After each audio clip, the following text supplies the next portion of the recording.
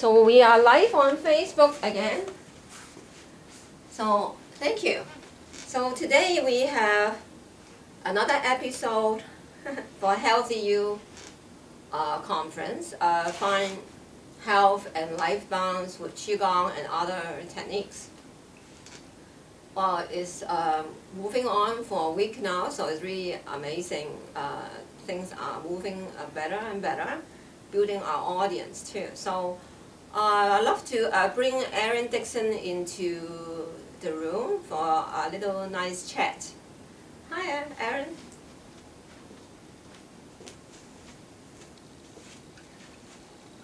Awesome. So Erin is a student of mine from 2006, so it's been some years.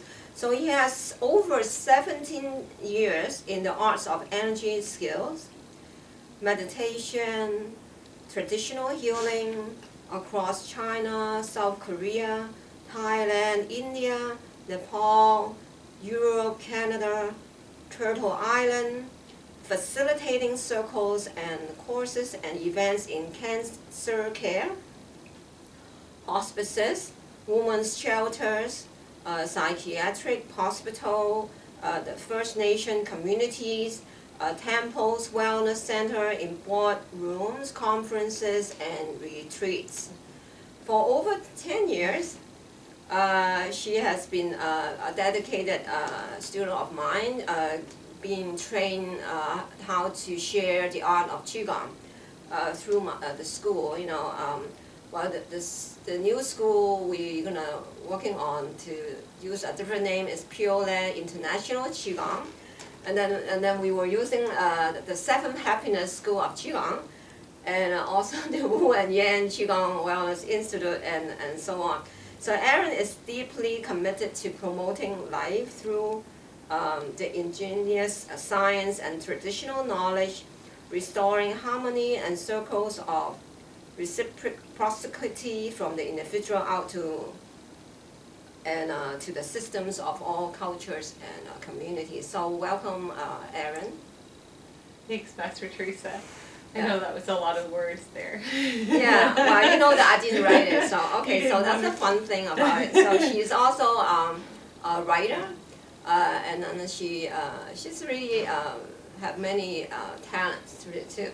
So I have brought her into the room because it's a kind of a really nice way to see how a person, growing up from a child to youth to adults to find herself, right? Yeah, she is balanced now, but like many audience, we're not there yet. We are going there, right? So I want to share to you that you can become like me, like Erin, and become teacher of others, to become healers of others. So any story you want to share, Erin? Yeah, just grateful to be here, and for Master Teresa truly always being in flow and being present to life and also the people around her. So I was really brought back to that gratitude this morning.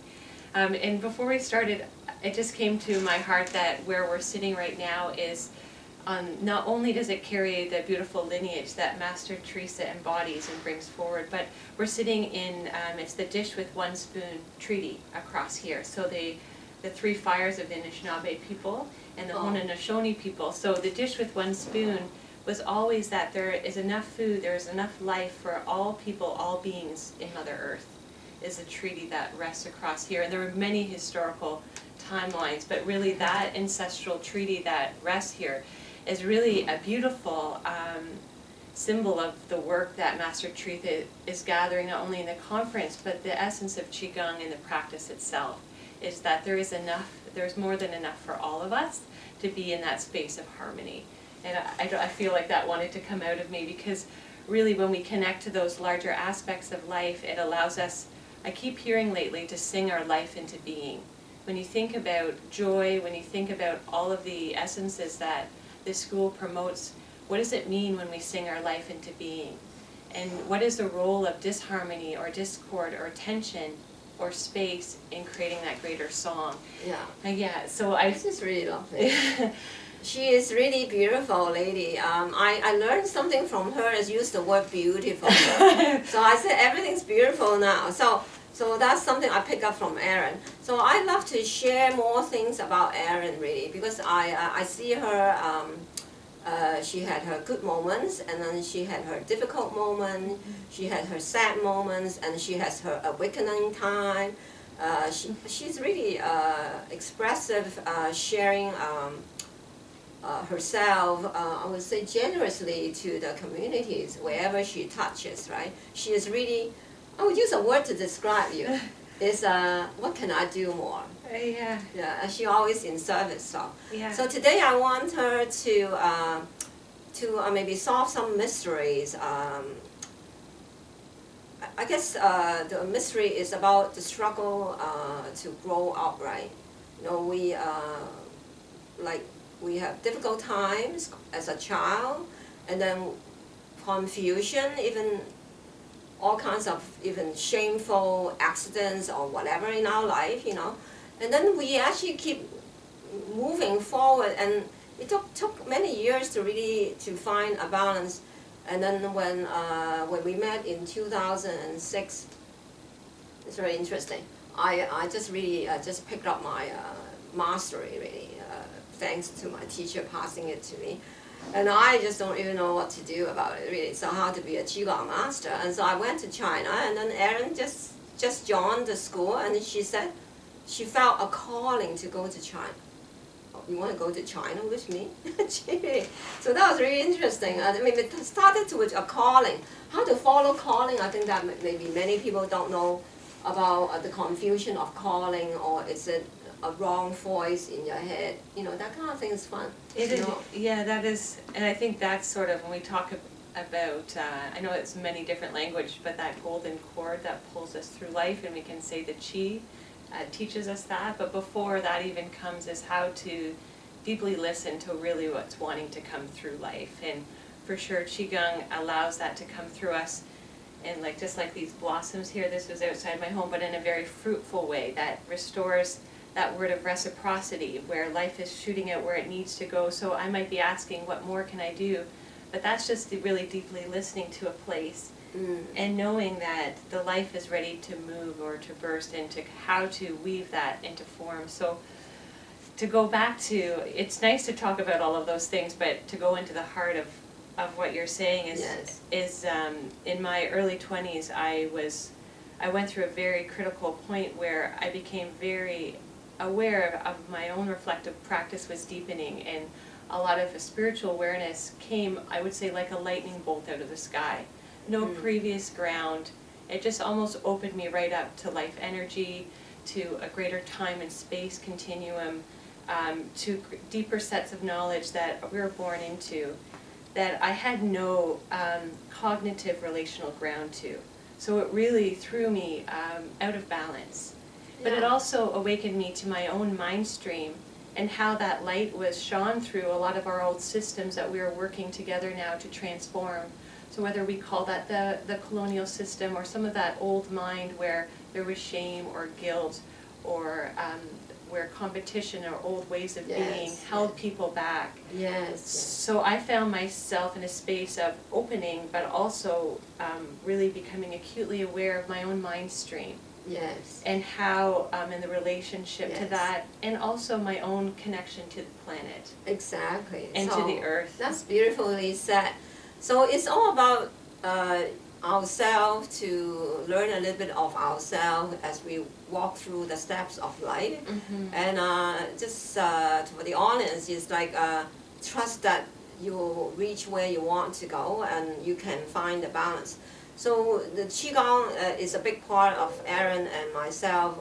Erin is also a Reiki master, a trainer for the Reiki master. So she spent lots of time, months and months, being trained to teach Reiki too. So that's a journey that she came before she started with the Qigong. So they're all part of how to bring her to be aligned with the source energy, right? Yeah, bringing us into greater harmony. And when I was hospitalized 3 times, I kept hearing, when you hear about answering the call, even when a medical doctor was telling me, this is what you have, this is sort of what you need to do for your life, these medications. You know, I was just in my early 20s, so almost like a child looking at someone with a lot of responsibility, speaking to my parents. But I heard this greater voice say, they're telling me what they know, but not what is true. Yeah. And so at that point, that was when I learned to listen to what is true, what's coming through. So I prayed to heal naturally. Yeah. And so I first met, he was a traditional healer, Adley Bruno, a traditional healer, sound healer, and a Reiki master. And from there on, Vancouver Island, from the trees to the star systems, our relatives, everything started to open. Yeah. And so I really feel like, for me, Qigong has always been the foundation of Reiki, and Reiki has emerged out of that.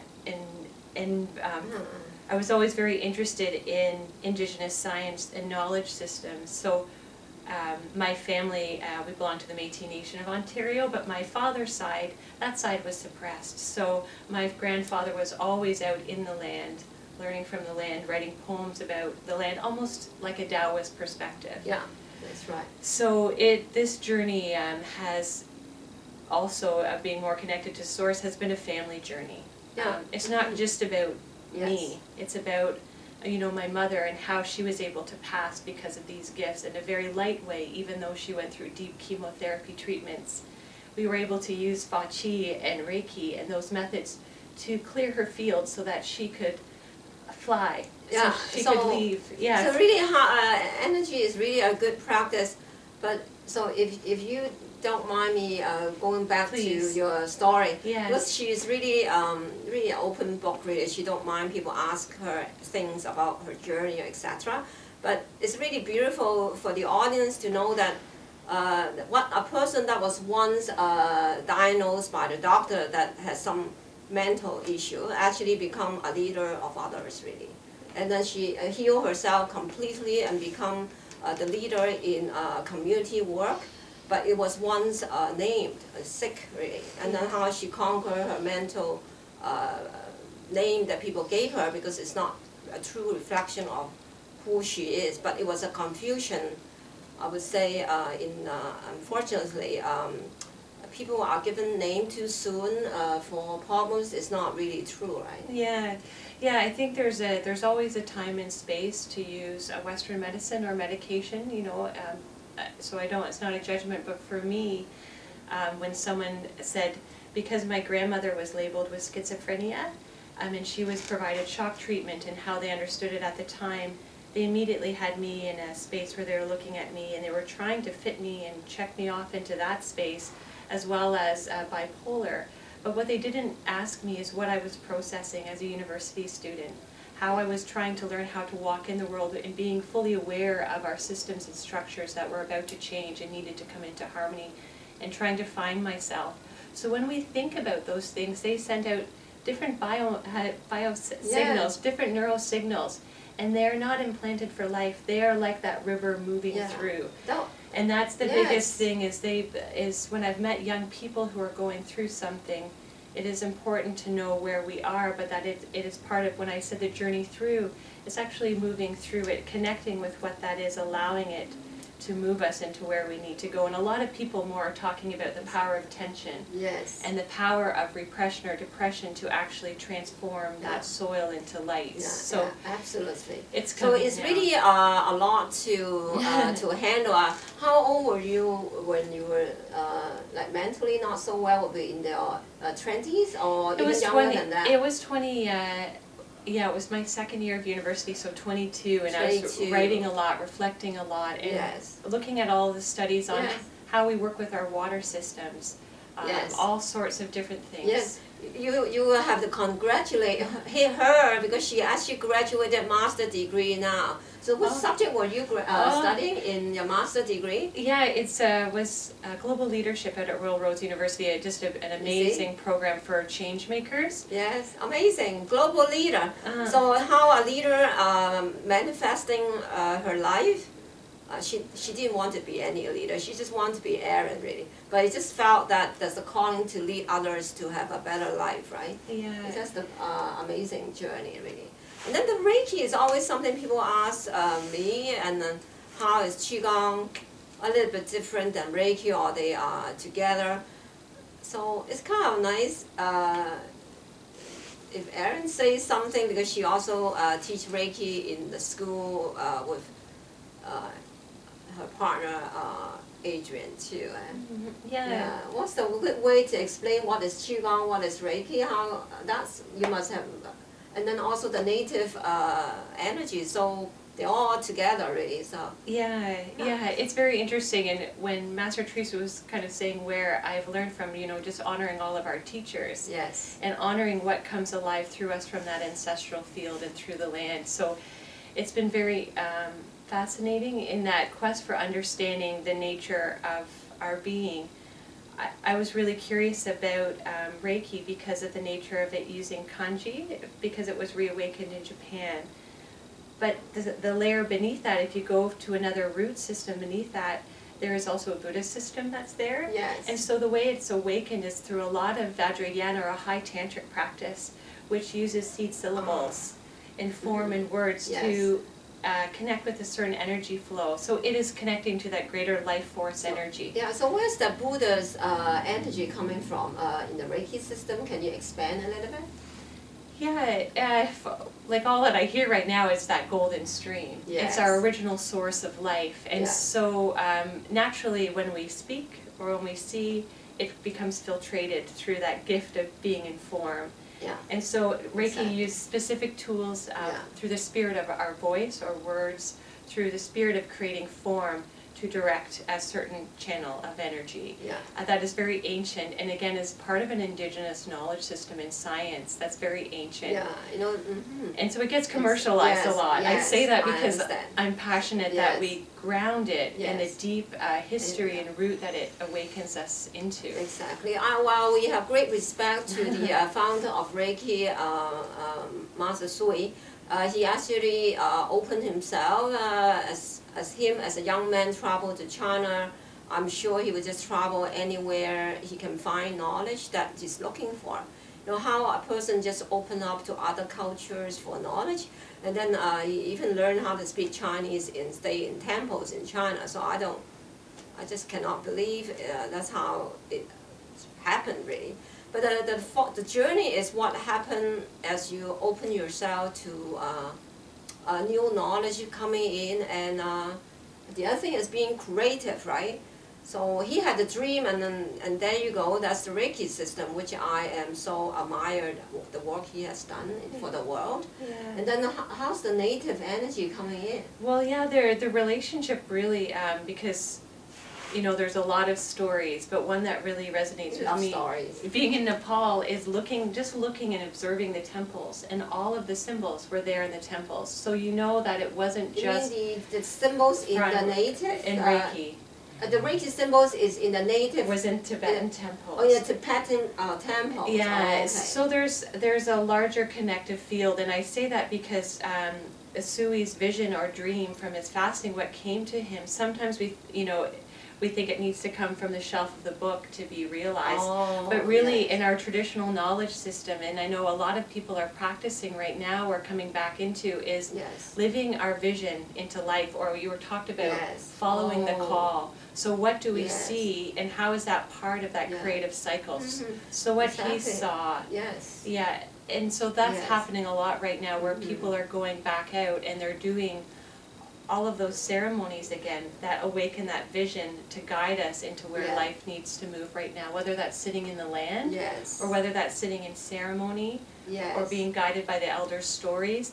That awakens the greater field of dream that's not just me, myself right here, but a larger space and time field where the past is equally valid as the present and the future. It's awakened in one time field. And I'm looking at Grandmaster Wu's picture, but you can see him in that balance and harmony Exactly. of that full field Yeah, of time the and space. energy space come to you. Yeah. So how does the Qigong blend with all these knowledge?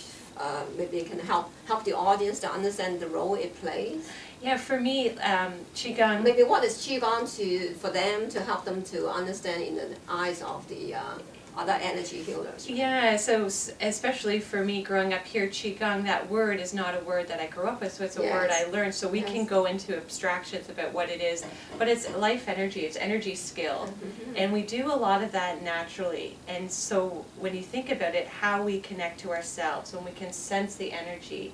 But when we develop a practice, it allows that sensory awareness to deepen and to deepen so that it becomes very natural. So for me, sitting into the earth, if I'm sitting out by the willow tree, you know, that I can feel, if we want to call it Qigong, but I can feel myself fully being held by Mother Earth. I can feel the energy of the willow moving through me. So when we do practice, I saw Vera doing a beautiful practice with the willow tree. Exactly. We start to shift our entire field. And what I'm really interested in is how it creates harmony, not only from we say our star relatives, but from our cosmological field. Yes. Right down to the very street corner we're on. Yeah. Right here. So it opens up this greater harmony for us to live into. Yeah, so Qigong actually have two main parts, just to help the audience. One part is the practicing part, right? So Qi is energy, Gong means work as a practice. So you go through a routine, usually with some gentle movements, and then you practice them with different steps, gentle movement of the arms and legs, very gentle, effortless really.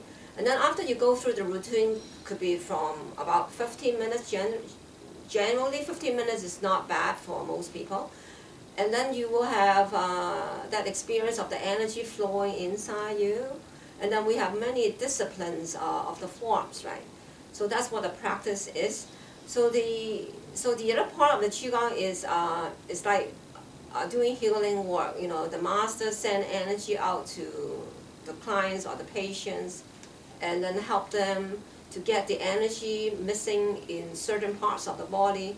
So as we get replenished with the missing part of the energy, then all of a sudden it flows again. So any part of the body that we're not well is missing something. So the Qi is what is missing, that energy. So we're trying to put the energy back there. So the practice of the Qigong is using the routine movements to put the energy into the system. So the forms helps, and the person teaching, if they is delivering the form nicely, will help the student too. So Erin is a trained teacher of Qigong. I would say you're well trained. You're a very good teacher indeed. So, and I want to maybe let's just quiet down for a moment first. Like just quiet down. That they knew the meditation from a very young age, so it just became part of their relating. And we're starting to see yoga in schools, but it would be great to see, you know, Eye Qi Gong and Qigong return, so that it was amazing to see young people understand how to open their eyes and how their eyes connected to their mind and how everything connected. You could see them opening. Now they're more interested in that thing. So that's the new thing, how they can get out of this thing to actually revisit what is more peaceful to them, right? Then they actually find this is not satisfying anymore. Yeah. It is really a journey. I guess children is another topic, has to go another day. It's such a big topic. Yeah, but young people for sure, I think for both of us, like a very passionate, I work with a lot of very gifted people in Northern Ontario, a lot of different nations where the young people are so aware, but just that historical trauma, that intergenerational trauma, they are working so hard to build and to clear for themselves and their families. So well, Jacqueline, my daughter, she is doing an interview on Qigong for children. So there's a talk on that. Oh, I'm excited to listen. Well, she actually said, well, I'm just saying that. She said, Mom, well, your conference is interesting, but you're going to interview me? It's not interesting, really. Then she just said that, oh, because she grew up with Qigong, so everything Mom was going to say, she probably had it here, actually. So I actually got someone else to interview her. Oh, that's interesting. Yeah, a school teacher, and yeah. Oh, so, that's a great idea. Yeah, and then it's beautiful. But the thing is, she actually will speak up, right? I train my children to speak up for themselves. Yeah. So she just pointed to Mom, it's not interesting to have you interview me. Really? I just have to take it lightly, okay, got it. So I take a word for it. So let's find someone else, right? Yeah. That's a really cute thing about her That's- sometimes. That's awesome. Yeah, and there's like, I was actually in a coffee shop the other day and people were really discounting, and I don't even need to use a word, but millennial generation. Yeah, yeah. But the beauty is that, and I don't know where Jacqueline fits in, but they know. They have the sense of knowing what they need to do. You spend so much time with the negative children. Yeah. It's so interesting. Your knowledge will become something they can follow eventually in certain ways. We'll find a manner, find something that can bring your knowledge out more. Yeah, I'll never forget the moment. There's two special moments. One where we were in a kindergarten class and two young girls wanted to use the drum. Oh, And the okay. drum, of course, represents the heartbeat of our planet, Yes. ourselves, our ancestral field. And so they started to play the drum, but I could see them as these beautiful grandmothers. Oh, okay. You know, so they are children, but they're also, Yes. they carry so many gifts in at this very special time. So it's so exciting to see so many people working hard to revitalize the culture and to learn more about how, you know, even drumming itself, we could say, is an energy skill, singing. So I would actually would actually don't miss this opportunity to ask Erin to say this to the audience. You know, for those that actually in the practice of Reiki, right? There's so many Reiki masters coming over to me, and they always say ask me a little question about why would the Qigong help them, and how would my Fa Qi healing will help them with the Reiki practices. So it's really a challenging question to explain to people, really. Isn't that fun question to answer?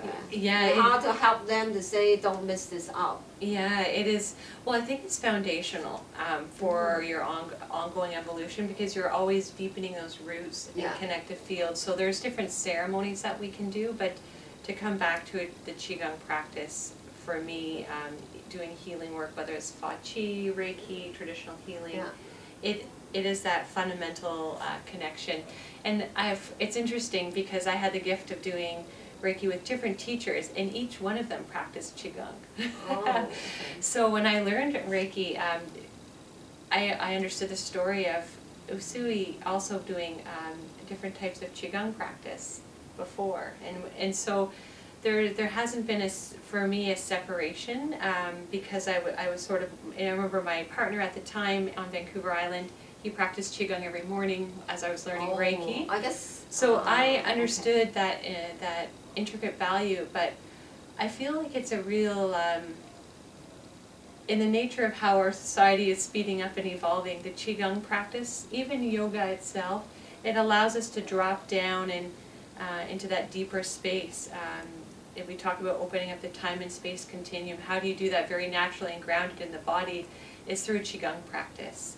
It allows everything to be felt and heard. So how do we open up our natural gift of deep listening in our work into life, which really is that peace that we're looking for, is through Qigong. And I don't know how to say. It's just I have to experience it. Really. Yeah, and so Is that right? Yeah, Try it, Yeah. and then you will figure that out. So those who might have learned Reiki first or been Yeah. involved in another healing practice, Yeah.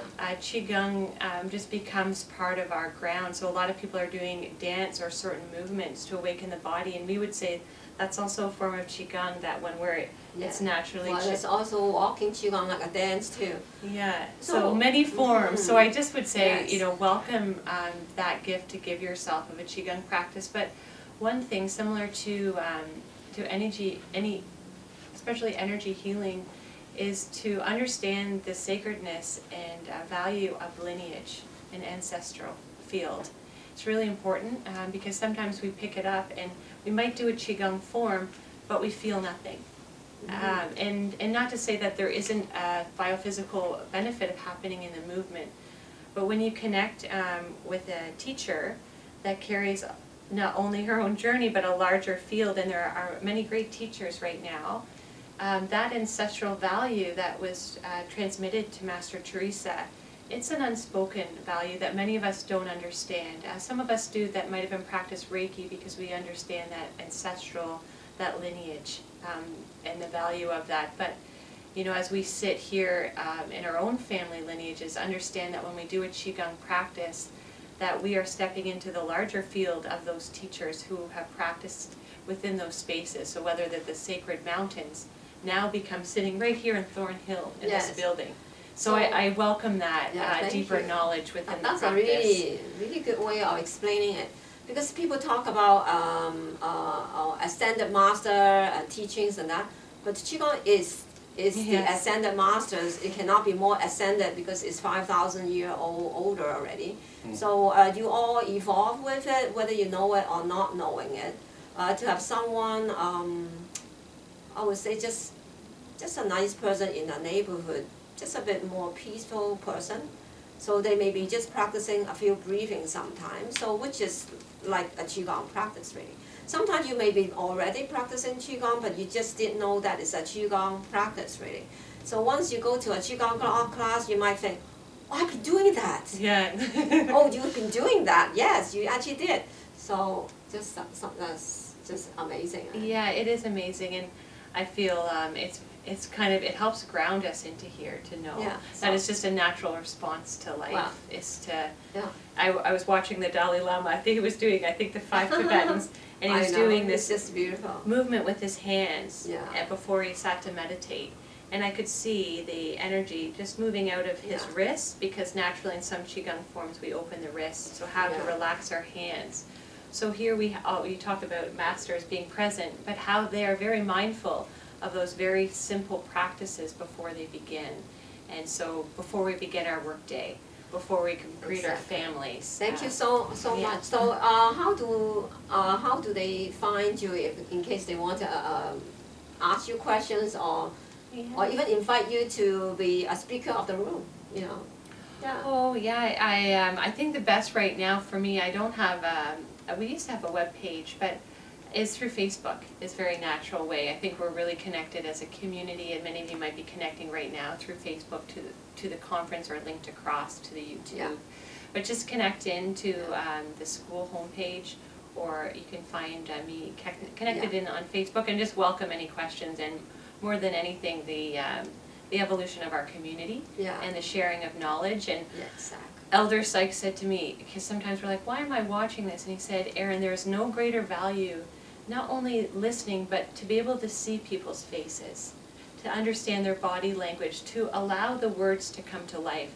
So having a conference like this is a truly empowering gift that you're giving myself and others to share our stories and to transform through each other's stories. Well, we really honored to meet Erin today, and then her energy is always being appreciated, because she's just coming out of, I would say, that very just loving energy. Just want to touch you, and hope you will find some great value in this interview today. And then we will see you in another episode, right? So thank you. This is your host, Master Teresa. I wish you all the best, and thank you. Thanks. Good.